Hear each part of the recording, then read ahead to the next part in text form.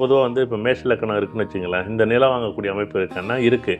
ஆனால் பயன்படுத்த மாட்டாங்க. மேஷத்துக்கு பார்த்தீங்கன்னா 1, 2, 3, 4 இடம் கூட இருக்கும். 4 வீடு, மன, வண்டி வாகனம், சொத்து சுகம் இருக்கும். ஆனால் அவங்க பயன்படுத்தவே மாட்டாங்க. பயன்படுத்த முடியாது. அதே ரிஷப லக்கணம் இருக்குது. ஏன்னா ஒரு வீடு, வண்டி வாகனம் இருக்குன்னா, வீடு, வண்டி வாகனம் சூப்பராக இருக்கும். எனக்கு வீடே இல்லை, எனக்கு நிலமே இல்லை, ஆனால் எனக்கு நிலம் இருக்கிற மாதிரி ஒரு தோரணையும், எனக்கு நிலம் இருக்கிற மாதிரி, எனக்கு வீடு இருக்கிற மாதிரி பிரம்மாண்டமாக எனக்கு அமையும். ஒருத்தர் என்ன பண்ணுவார், வெளிநாட்டில் இருப்பார், பெரிய பங்களா வீடை கட்டி வச்சுட்டு போயிருப்பார். அந்த வீட்டை உங்கள்கிட்ட கொடுத்துட்டு போயிருப்பார். ரிஷப லக்கணம் உங்களுக்கு இல்லை ரிஷப ராசியை போணுச்சுன்னா, உங்களுக்கு சூரிய தசையோ இல்லை சந்திர தசையோ செவ்வாதசை போணுச்சுன்னா, நீங்கள் வாடகைக்கு போனீங்கன்னா ஒரு 8,000த்துக்கு நீங்கள் வீட்டுக்கு போனீங்கன்னா 16,000 வீட்டை 8,000த்துக்கு கொடுத்துட்டு நீ இந்த வீட்டில் இருந்துக்க, 1 வருஷம் 2 வருஷம் இருந்துக்க, நான் ஊருக்கு போயிட்டு வந்து நான் அந்த வீட்டை எடுத்துக்கிறேன் அப்படின்னு எடுத்துவோம். இந்த மிதுன லக்கணத்துக்கு வீடு இருக்குமான, வீடு, வண்டி, வாகனம், சொத்து சுகம் எப்பயுமே சேரக்கூடிய அமைப்பு இருக்குது.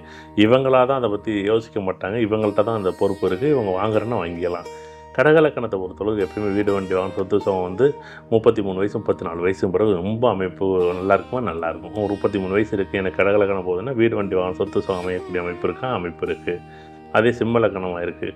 சிம்ம லக்கணத்து வீடு, வண்டி, வாகனம் எப்படியோ தாத்தன் பாட்டன் முப்பாட்டன் தேடின சொத்து ஏதோ ஒரு வகையில் இந்த சிம்ம லக்கணம் போகும்போது கிடைச்சிரும். கன்னி லக்கணம் போது திருமணத்துக்கு பிறகு கன்னி லக்கணத்துக்கு யோகமான அமைப்பு உண்டு. இந்த துலா லக்கணத்தை பொறுத்தளவு படிப்பு முடிஞ்சது பிறகு வேலை கிடைச்சதோடனே வீடு, வண்டி, வாகனம், சொத்து சோகமெல்லாம் எப்படியோ ஒன்று ஏதோ ஒன்று பழசோ நல்லதோ கெட்டதோ இவர் வந்து ஒரு மன சேர்ந்துருமா ஒரு இடம் ஒன்று வாங்கிடலாம்.